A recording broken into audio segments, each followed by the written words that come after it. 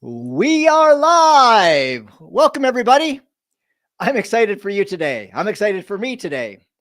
We're going to be talking with a world record breaker, Jenn Drummond. I may never climb Mount Everest, but I know that we have these mountains in our mind that seem like Mount Everest. And so we're going to dive into this with Jenn, with her triumphs, her facing near-death experience with her car accident, being the author of the book Breakproof. What is Breakproof? We're going to find out more about that. She's a mom of 7. I didn't stutter, 7. And so she climbed the 7 summits. She has 7 children. She actually climbed 9. We'll get into this as we have our conversation. So sit back, take notes. The more you engage, the more you'll get out of it. And Jenn, I asked you this. You didn't respond because I sent this note late, and I'll pay for this. If you're good with this, Jenn has her book, Breakproof, and we'll give away 3 copies and signed. And if that's okay with you, Jenn. I'm in for it. All We're right. good. Thank you. Yes. Thank you. There's nothing like putting you on the spot. Yeah. If you share this event, there's a repost button down below. You repost this, I'll get a notification, and I will pick 3 of you, and you'll get a signed copy of her book, Breakproof. Jenn Drummond, welcome. Awesome to have you here today, and I can't wait to get into this. As I said, I'm excited for myself because we all have these challenges that seem like mountains in our mind.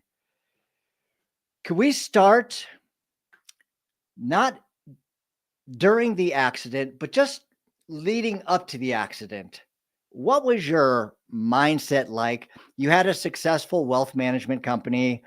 I believe, if I remember correctly, 500 million in assets that you were managing. And what was your perspective, even the week before the accident? If you could take us to where Jenn was, her thought process, how she thought and how she led. Okay. Well, let's go a month before the accident because this was this big aha moment in my life. I run a wealth management company. I hired myself out of a job. We manage about $1 billion in assets. And I was a stay-at-home mom because I grew up understanding that was everybody's dream, to be a stay-at-home mom. And it was definitely fulfilling and I enjoyed it. But then eventually my kids all got into school. And so there was less things for me to do. And all I felt like I was doing is laundry, dishes, and driving. And I just wanted more in my life, but I didn't know how to ask for more because I felt guilty about that, shameful, or why would I want more? This is such a gift. And I was running a Thanksgiving Day party for a classroom because I was the homeroom mom. And I had a mom that was helping me. And this mom came in to help that day. And she brought in a sweater and matching socks and a matching hair tie that had a turkey painted on it with feathers and everything. And she's like, "Hey, Jenn, I got you a matching outfit so we can run the classroom together today." And I went into the bathroom and almost broke down into tears wondering how this was my life. Like, how am I wearing turkey feathers on this classroom party? This is not who I am. And it was one of those eye-opening moments of like, what decisions did I make to lead me here? And after that, I realized I need to really figure out what I'm doing with my life. And I told myself that once my kids get to college, then I can focus on me again. But this is just the season I'm in, and I need to buckle down and brace for it and enjoy it as much as I can. Got it. Yeah. So that was a month leading into the accident. So take us into the accident. And I'm recalling our conversation. By the way, as you're joining us, Jenn's book, Breakproof, and I'm going to get into the definition of this because I think it's interesting. It's a little bit above and beyond what you may think or imagine. Jenn has, or she will send out 3 copies, signed copies, autographed copies, if you repost this event. So repost that. I'll get a notification and we'll pick 3 of you to send out signed copies of her book. Okay. So Jenn, you're going into the accident in your car. And as we were talking last week, you mentioned that you were going through a time where you were learning to let go. Yeah. Now you're in the accident, and can you explain how you kind of surrendered to the accident? Take us through the steps on that and what it was like as you faced that into the accident, if that makes sense. Right. So I had been reading the book by Michael Singer, and like the surrender experiment, because prior to this moment, surrender was a weakness. Why would you ever wave a white flag? Like, we go to the end and we get to the top of the mountain. And so I'm driving my car. I am coming up very fast onto a semi truck pulling a extra trailer. And I realize that he's not going the speed limit and I'm going way over it. And so I go to get into the fast lane to go around him, and I didn't make it. The second trailer hit the passenger side of my car, and I actually watched it happen. It's one of these moments where time dilates and you can see all the little teeny tiny bits happening. Mm. And as I'm watching the car collide, I said to myself, the only way I'm going to survive this accident is if I let go, because the car is going to go too fast. Things are going to get too tense, and I'm not strong enough to go faster than that. So I have to relax and let go and flow with the car instead of going against the car. And I made a promise. I'm like, I promise I'll do something significant with my life if you let me live. Like, I remember saying that out loud. The car hit, I put my hands on the steering wheel, my head on the headrest, and I just walked myself through the accident. I'm like, okay, I have enough momentum. I'm going to flip once. Yep, I still have enough momentum. I'm going to flip over again. And after the third flip, I realized, okay, I'm losing momentum. So now I'm not going to do these forward flips anymore, but I'm going to start rolling sideways. So the car started doing a handful of rotations sideways, and then I was upside down in the median. Wow. Yeah. It's amazing how things can slow down so you can even think through all these different things. Okay, I'm going to let go. If you allow me to survive, I'll do something significant with my life. And so, how many times did the car flip? So I did 3 front flips, and then I did about 7 or 8 sideways flips. Wow. And I just remember, like, I was upside down in the car hanging as I was strapped into my seatbelt. And I remember thinking, I'm not safe yet. There is going to be another car that's going to hit me. Like, that's Hollywood's trained us, right? Like, there's another accident that's going to happen from this.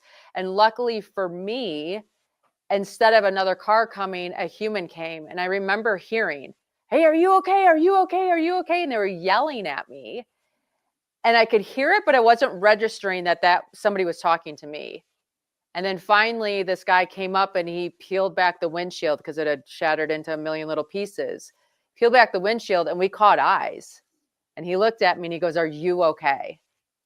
And I remember thinking, I'm not okay. That guy's facial expression is telling me I am not okay. And I was so afraid to look at my body because I didn't want to confirm that I wasn't okay. So instead of looking at my body, I closed my eyes and I wiggled my fingers and toes. And I said out loud, I'm like, I can feel my fingers and toes. I can feel my fingers and toes. And the guy on the other side of the windshield, he's like, if you can feel your fingers and toes, you're going to be just fine. I'm going to sit with you until the ambulance comes. We're not moving you because I don't know what's going on. And so that guy sat there and we talked until the ambulance came. And I just remember that deep relief of being able to feel my fingers and toes, because my body was so hot from the adrenaline that I thought for sure I was severed somewhere and I just didn't want to look. Oh my goodness. Yeah. Breathe. I can't even imagine. So you're in the accident, you can wiggle your fingers, you can wiggle your toes. Good. You're not paralyzed. So what was the recovery like after that? Can you take us through that? Yeah. I can give you the PG-13 version. I went to the hospital. They ran every test under the sun.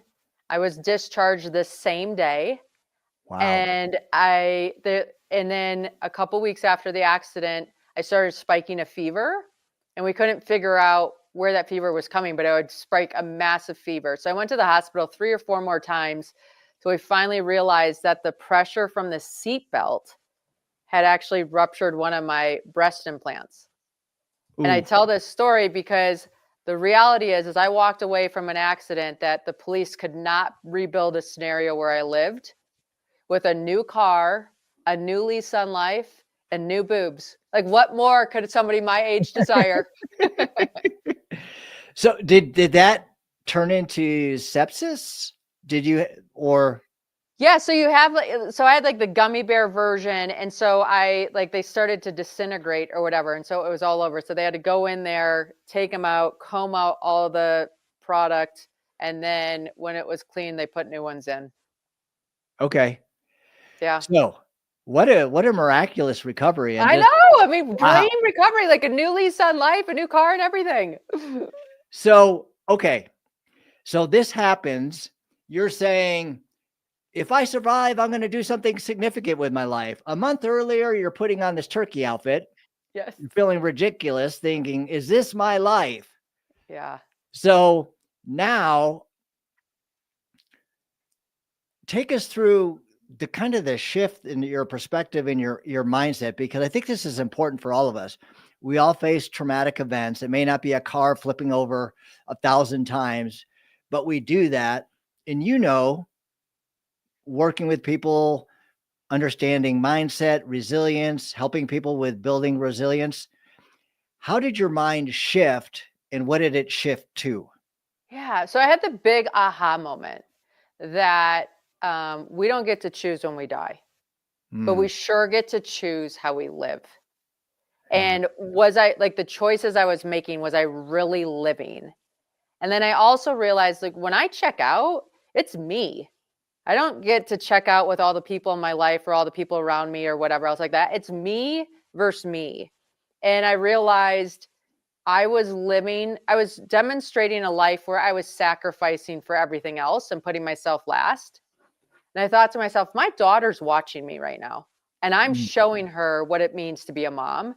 And the image and the story that I'm creating for her isn't what I want for her. So I need to show her how to do life in parallel. How do I take care of myself? How do I be a great mom? And how do I run a business and thrive in all of those and be excited about life? And so that like switch, allowing myself to have the I'm a mom and this and these things. And if I start living my life that gets me excited, it demonstrates to them what that looks like and they can recreate that for themselves. And so 2019 became this big year of the bucket list. No longer was I trying to just achieve. I was like, what do I want to experience? This world's a playground. What do I want to see? What do I want to do? What do I want to try? Who cares if I don't make it to the top of every mountain? This life is more than just reaching the top. It's having the depth and the width of all these things we can do. And on that list was climb a mountain, right? And then at the end of the 19, I realized in 2020 I was turning 40. So I said, okay, I want to do something epic for my 40th birthday. So when I looked at my list from tasting pasta in Italy to going on a safari to swimming in the Great Barrier Reef, I had climbing a mountain. I'm like, I'm going to climb a mountain. That's only going to get harder as I get older. And I think that's a great thing to symbolize this next decade. So what was the name of the mountain that you first came up Yeah. with? I remember your son giving you some Advice on punching that. Yes. Yes, exactly. So I live in Park City, Utah. I'm surrounded by mountains. There's a lot of mountain areas in my area. Then I asked some friends, if you could climb one mountain in the whole world, what would you climb? And the general consensus was a mountain named Ama de Blanc. And I had never heard of it before. So I was asking more like, it means the mother's necklace, which I thought was appropriate. It's located in Nepal. I always wanted to see the Himalayas. So that felt good. And then someone told me it was the Paramount Pictures logo. So they're like, every single time you go to a movie with your kids, you can say, I climbed that mountain. I'm like, okay, perfect. I'm climbing Ama de Blanc. I'm in. And then if we recall back to 2020, none of us were climbing any mountains or traveling anywhere because this cute little thing called COVID came in and interrupted all of our lives. Mm, So all of a sudden I became a homeschool teacher to 7 humans. mm. Yeah. Yeah. Yeah. Yeah. So in homeschooling days, I made my kids do their homework. And one day I was doing that parent pep talk that we do.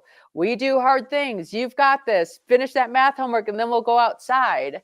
And my son was on one. He was having a bad day. And he's like, if we do hard things, why are you climbing a mountain called I'm a Dumb Blonde instead of a real mountain like Mount Everest? And I didn't catch on. I'm like, I'm a dumb blonde. What are you talking about? I'm like, honey, the mountain's name is Ama de Blom, not I'm a Dumb Blonde. Who are you telling this to? So yeah, so that happened. And then he finished his homework. We looked at Everest. He went to bed. And then I was thinking about Everest more. And I thought to myself, if this kid thinks Everest is the hardest mountain in the whole world, I'm going to climb it. And I'm going to show him that whatever Everest is, we're capable of summiting. So I called up a coach. The coach is like, yes, I can get you ready. Buy this book about becoming an uphill athlete. I bought the book about becoming an uphill athlete. In the front of it, there was a story about a woman that got a Guinness World Record. The only book I can get my children to read are Guinness World Record books right now. And so I was joking with my coach. I'm like, if I got a Guinness World Record, I'd be the coolest mom in the whole world. This homeschooling thing, I am not nailing, and it is not cool. And my coach is like, okay, cool. I'll think of something. And so a couple weeks later, he calls me back. He's like, Jen, I have the perfect world record for you. I think you should be the first woman to climb the 7-second summits.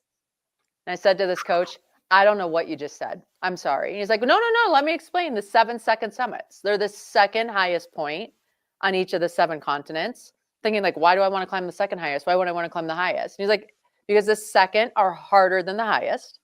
Mm-hmm. It's only been done by one man. So you'd be the first woman. And he goes, if you think about it, 7 continents, 7 mountains, 7 children, it's a jackpot.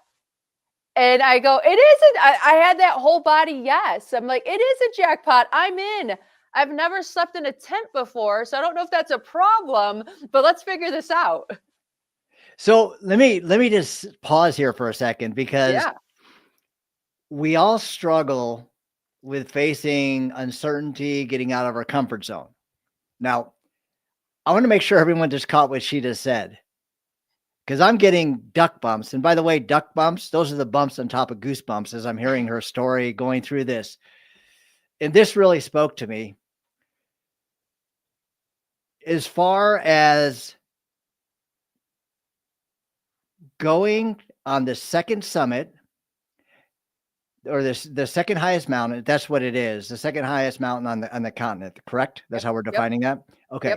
Now, you have never camped out before or slept in a tent. Am I understanding this correctly? Correct. Okay. I saw people do it. They came back alive. I figured I could figure it out, but I had not personally done it. I'm kind of a hoteler, maybe would be the word, but I've learned to be a tenter. So you have this huge thing outside your comfort zone, and you're just like, I'm going for it, and I'm going to do this. I mean, that's huge. What was the shift in the mindset that just made you think, okay, I'm going to do it no matter what? Now, because we can all have ideas and we could think all these grandiose things, and then all of a sudden the excitement dwindles, and then we just go back to our ordinary lives when we were created for much more, to be creators. Yeah. As you mentioned in your book. So what shifted? Because obviously we're talking, and you're a world record holder, to actually take action and do it. I know you led up to this, but what was this? Have you always been like that you're just going to do something and it's extraordinary and nothing's going to stop me? Or was it something new based on the accident? For me, it was something that was big enough that if I failed, it was still successful. So it was like, okay, the pursuit of this is going to be significant enough. Let's see what happens. And then the thing that I did that really got me stuck in doing the pursuit is there's 7 mountains. So each one of my kids immediately picked a mountain that they were representing. And so then they were like, that's their job, to study that mountain, to research it and Oh, learn the wow. culture and like all this kind of stuff. Oh So my if I goodness. didn't climb their mountain, I was disappointing my child, which none of us is like, disappointment has to be one of the worst feelings anybody can have. And Mhm. so I guess I immediately locked in accountability. And when you immediately lock in accountability and you start all that momentum and energy towards that, you're going. It's Wow. on the docket. That is so powerful. Your kids accountable. They each have their own mountain. And I know Yeah. you climbed 9 just to make sure you had the record. It wasn't just Right. 7. So which kid chose the other? How did you like The do last rock, two. paper, yeah. Yeah, the last two are all me. The last two, I'm like, Okay. like, I did not come this far to come this far. We will finish this. We're good. Awesome. Accountability is so important. And you're on Mount Everest. Let's go to Mount Everest because Yeah. there's an interesting thing that happens there that I think we can all relate to. And I forget if you were at base camp, and from reading this from other books, I'm not a mountain climber, but you have to acclimate at all the different levels before you can get to the summit. Yeah, I didn't really realize that till I got to Everest. So how about that one? I'm like, Yeah. wait a minute, we climbed this mountain how many times? What is going on here? So yeah, when you get to a mountain as big as Everest, your body can't go from base camp to the top. Your body you're just not acclimated to that lack of oxygen. So what you do is you go to camp 1 and you go as high as you can. You feel like garbage. Your legs won't work anymore because there's not enough oxygen to give the signal to tell it to move. And you eat lunch there, right? Like you stay as long as you can before you feel like you're going to die. And then you head all the way back down to base camp. And you Mm, sit at base camp for 3 days. And over those next 3 days, your body physiologically changes and mm, produces more red blood cells. So now you can go up the mountain a little bit higher. So you go past camp 2, you go past camp 1, you go to camp 2. You sit at camp 2, you eat lunch. You might even stay the night at camp 2. And then you head back down to base camp. Your body acclimates. And now you go up to camp 3.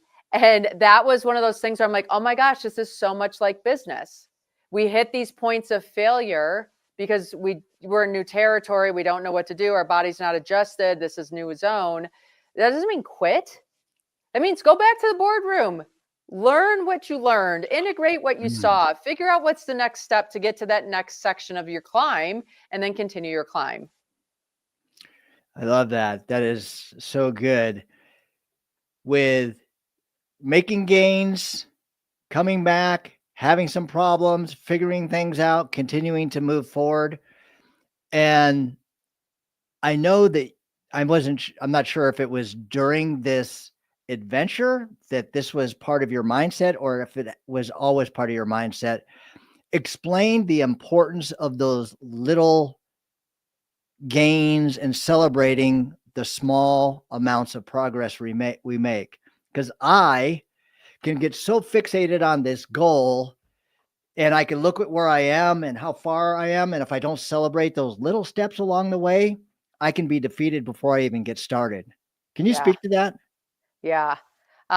So when I climbed Everest, it was one of those aha moments after the climb, but like you can reflect back on all the moments during the climb. I was on the top of that mountain for 10 minutes. Like 10 minutes. It was cold and windy, and we weren't even allowed to take off our oxygen masks that day because if we did, they would freeze up and we would potentially have big problems at the top. Mm. And so 10 minutes. And as I stood up there and we did the photos and we start heading down, and I thought to myself, I trained 1,238 hours. I've been on the Wow. side of this mountain for 2+ weeks for 10 minutes on the top of that mountain. If we do not learn how to celebrate the journey and the pursuit and all the things going on, you miss the whole point. Mm. Our life is lived in the climb. It's not at the top. Oh, that's so good. I've been I've been stuck with the just getting to that thing. So is this something that's ingrained in you now, or is this something you always need to go back to and to remind yourself? How I do mean, I you think live that in it everyday helps to life? live it, right? It helps to live it Right? and then verbalize it and intentionalize it. But it also helps. I mean, I'm a sucker for progress. 1,000, like just the littlest nudge forward. I'm like, okay, we can breathe fire into that. Like we're good. And so for me, if I ever feel like I'm in that messy middle where I am too far from base camp, but I'm not at the top and it just gets overwhelming and frustrating, that's my cue of what can I celebrate? What can I get Mm. to? Where am I at right now that gives me some kind of ground to build from? Yeah, that's so good. There's a great book on this called The Gap and the Gain Oh yeah. by Benjamin Hardy and Dan Sullivan, that Yep. most people live in the gap. I've been there instead of the gain. And when you live in the gap, it can just destroy you and stop progress like nothing else. So take us to your moment where you're like, what the heck am I doing here? My kids are at home. Are they going to be okay? You're facing fear and you're thinking, should I even continue to move forward? Can you take us Yeah. to that moment?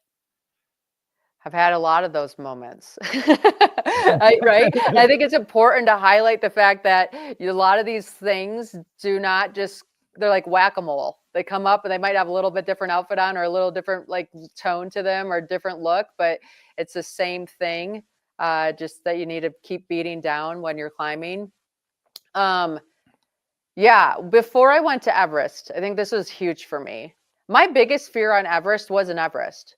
My biggest fear of Everest was leaving my kids for that long because I'd never been Mhm. away from them for that long a time. And it's funny because our fear's creative. It knows where to get us and how to Mhm. like try to paralyze what we're doing.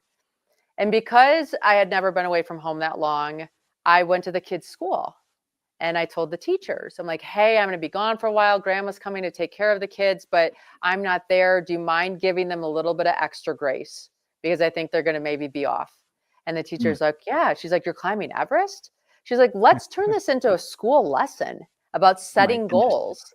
So then I went into the school. I talked to all the kids about goal setting. And in the front of the school, we put up a big cardboard mountain and they had a little person, me, and I had a tracking device on me. So the Wow. school could track me with where I was going. And at base camp, we have Wi-Fi. So I actually did Zoom calls into the classrooms about like, here's what's going on at it, answer questions that the kids had, what I eat, where did I poop, the important stuff. And then it was so important to have those kids watching or them involved because when it got scary or it got hard, it was so easy to draw back into my why. And my Mm. why is to show what we're capable of, that limitations are in our mind. And when we can plug into something bigger than ourselves, everything's possible. And so I did. I ran into points where like we had to do the ladders across these huge crevasses. And I had trained on ladders in a swimming pool. So if I fell off, I was in the pool and I like knew how to step on them or whatever. You put a ladder on a 2,000-foot crevasse that is like tied together with rope. And when you step on one side, the other end goes up in the air. Like that Mm. training goes out the door, right? Like these Mm. are not OSHA approved. This is not a safe space to be. And Wow. I would pull out like the notes that the kids wrote me or a note I wrote myself, or I just realized I'm like, okay, these guys are watching. What do we do with fear? And we tackle fear one step at a time. And the only thing I can do to get across this ladder is take a step. And so I blocked out the fear and I actually said it out loud, like step, step, step, to try to block my mind from getting creative. And when I got to the other side of that ladder, we celebrated like it was Christmas and the 4th of July at the same time because you have all these emotions and all this energy and your nervous system is all ramped up. You have to do something with that. And so like we were dancing with it and celebrating with it because that trains your body to know when this happens, it's a good thing. It's not a bad thing because at first it Mhm. feels bad. Right. Wow. What a life lesson for kids in school, practically to apply it. How amazing. I mean, I have those duck bumps are back. That is amazing. And then your kids with the mountains, they looked at everything and planned for you and let you know what was going on with that. So as you talk, go back to the whack-a-mole, and the fears pop up and you have to knock them down. So how do you take these fears and utilize them as leverage in your life to get to where you want to go? Yeah. I turn them into fuel, right? I mean, tell me I can't do something and I will be more excited to do it, right? So it's funny because we all have different ways that we talk to ourselves. Sometimes I need to give myself a pep talk, and sometimes I need to give myself the real talk, like just make the step, like stop, because you're either feeding your possibility or you're feeding what's going to pause you. And you just have to constantly check in and be like, am I helping myself or am I hurting myself? And what do I need to make progress? And then you give that to yourself. And sometimes that's a pep talk, and sometimes that's a listen buster. Listen, Buster. Love it. So, by the way, everyone who's joining, Jenn is going to give away 3 autographed copies of her book. If you repost this, there's a button below, hit repost. I'll get a notification and we will pick 3 to get an autographed copy of her book, Breakproof. Can you define breakproof? I mean, it's kind of self-explanatory, but it isn't when I was listening to your definition in your Yeah. book. Can you explain that? So the name came out because we have breaks in our life, right? And that break is you lost momentum or you lost like something's not working. And so all of a sudden you're sitting there and you're having a conversation, or hopefully a conversation, not a fight with somebody. But in that break, we have the proof. We have the proof of what's working, what's not working, what we need to do to continue. And so the break is the proof of where things are not working so that you can make them stronger so you can continue your climb. I love that. Can you give an example with your journey on the different climbs? I know you've Yeah. given several, but I'm just curious if something new comes to mind because there's so many. I mean, we can do a Joe Rogan podcast right Yeah. now. By the way, 100%. you should be on Joe Rogan's podcast. Make that happen. Yeah. By the Okay. way, everybody, if you know an event with your company and you need someone to come in and speak to your corporate team, or if you have an event you're putting on, speak to Jenn and book her. Sorry to Yes. interrupt you, Jenn. Go ahead. No, I'm in for that. You know, it's funny because a lot of times in the break, everything feels horrible and bad and yuck because at that moment it's failure. I had to climb K2 twice. My first attempt on K2, I actually lost the teammate to an avalanche, and I Mm, chose to go down and not continue the climb and take care of my team and come back another time because I believe the mountains will always be there and we need to put people in front of peaks. mm. And so that was a big failure feeling for a while. And then what happened was I was training to go back to K2. And when I went back to K2 the second time, I received a phone call of somebody that wanted to climb that didn't quite have the resources to make it happen. And so I said, "Oh yeah, I can help you. You can be on my team. I'll bring some stuff over 100%." And so when I summited in 2022, it was awesome to close that loop. But even more so, 30 minutes later, a Pakistani summited her country's prize peak. A female Pakistani summited her country's prize peak, the first one to do so. And it's those moments where the break, right? The failure at the time, I didn't understand the whole story. But because I was willing to use that evidence of, hey, it's okay. I made the right decision. I wanted to put people first. I know this will come back full circle and it will support me. And I had that faith. And then when I continued to do the pursuit and climb, yeah, I had to fail that first time. Because if I didn't fail that first time, I wouldn't have been able to play a role in this other story that was so much more significant than mine. And so I think a lot of times when you look at the break, you're in it. The break doesn't make sense until you're past it. And sometimes it's 3 months, sometimes it's 6 months, sometimes it's a year, sometimes it's a little bit longer than that, but we only can make sense of those dots looking back. Mm. That is so good. And that is so very true. And you've had several of these where you had to go back to the mountain again. And I'm thinking about Mount Logan Yeah. and I'm thinking about your team. Can you speak to the importance of having a team that has the same values as you? Yeah. And if they're not if they don't have the same values, you know where I'm going with this? Yeah. Yeah. Real? So when I attempted Mount Logan in year one, we had horrible weather. We had a larger team. Um, just everything got delayed. Like we should have been a week ahead of where we were, and things like that weren't working out. And we got a call, and they said, "Hey, weather's going to turn." And so the last two guys, like our team had to break down apart because some people got sick, so they had to go down. So we had two guides and myself and my friend Sandro climbing still. And one of the guides was like doing the math. And he's like, you know what? With this weather coming in and what's going on, we're not going to be done at the time that we said that we were going to be done. And I need to be back for something. And I was like, what? Like, what do you mean you need me back for something? Like, we booked this trip and it's only like 1 or 2 days left extra based on what you're calculating.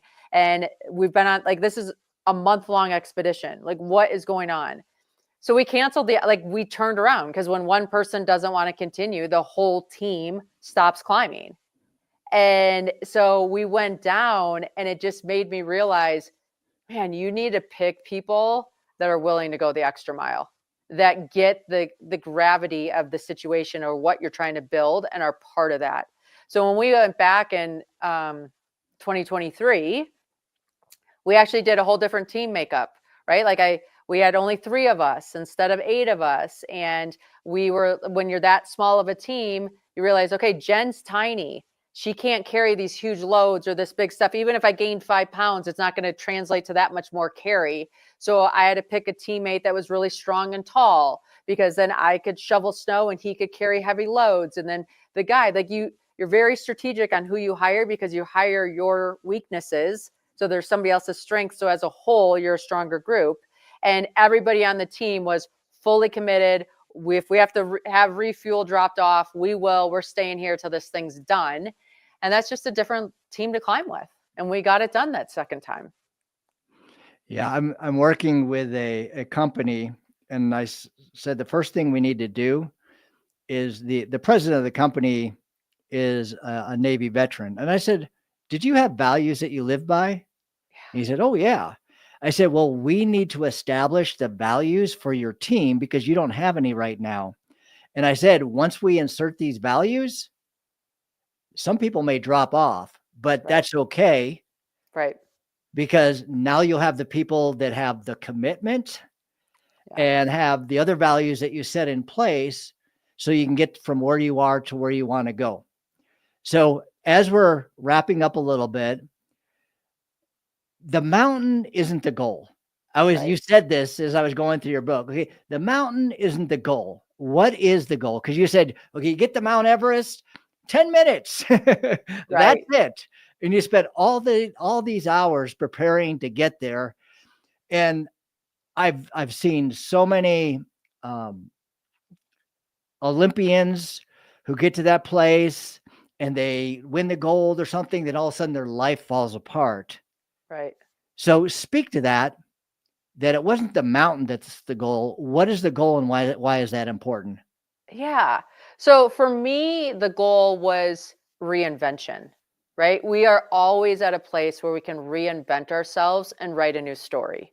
And so I came from a business owner to a mom to a mountaineer, which is an entirely different thing. And I wanted Wow. to show people what's possible. My canvas was the mountains, because it just didn't make sense to anybody, right? And if I'm triggering that curiosity of like, how is that girl climbing mountains or whatever, that curiosity opens doors for you in your mind with whatever you're doing. And the reality is these goals that we set for ourselves, they give us direction. They allow us to say yes or no to things, because it brings us closer to that summit, whatever that looks like. But it's truly the experiences that unfold. Each mountain had unique experiences and stories and people and impact that were different from the other mountains. And I know, like, I'm done with that pursuit, but there's always a mountain to climb, metaphorically. There is. And we all face them each and every day in our mind. Yeah. And I know I asked this, but I'd like to unpack this a little bit further, because this is something that I face and I know everyone faces. We see on LinkedIn where we are now. This is going to YouTube, Facebook, and X as well. That here's people's successes, but people don't document their failures so much. And so we really miss out on the grind, the journey along the way, and speak to the importance of embracing the journey and how that has transformed your life. Well, I think it's the grind and the upsets and the things that those are the stories you remember, right? Like those are the stories that give your life color and depth and meaning. Like I remember when I started my financial service company, I had this idea of what it was going to look like. We were going to have our name on the corner of a building that you drove down by downtown and all these beautiful things. I built this beautiful office and I was so focused on what it looked like that I wasn't doing what drove revenue anymore, right? Like I kind of took the foot off the brakes of sales and meeting with clients and things like that because I was trying to get the plant in the office or whatever. It's so silly looking back on it. But I remember getting a color copy machine bill. And I was like, no one's printing color copies anymore. I mean, it was like thousands. I like back in the, like that ages me if anything does, right? But I just remember thinking, oh my gosh, this is crazy. We're going to go bankrupt from this stupid copy machine, which is obviously just one little niche in the whole thing. And the crazy thing is that business actually took off because we white labeled a program. So it never was the corner office with the big sign up top because we white labeled a platform that we went under a number of different names for different institutions to offer the services. And like so much of what we're doing is we have this vision, but when the like starts to play out, like allow space for other things to happen or allow space for it to look different than what you thought it was going to be, because the business blew up way more than it would have the other way, way faster, way everything, because we were open to opportunities. We were open to letting it look different. We were open to reflecting of like, I almost blew it up from a color copy machine build. I laugh at that because I used to work with a former Marine and he had a huge sign on the wall. If you make a color copy without getting approval, I can't remember what it was, but it was, you got the I mean, that was picture. back in the day when you like MapQuest, right? Like you printed out the map to go somewhere. I'm This like, is that exactly doesn't right. need to be It's in like, color. yeah, exactly right. So I laugh at that.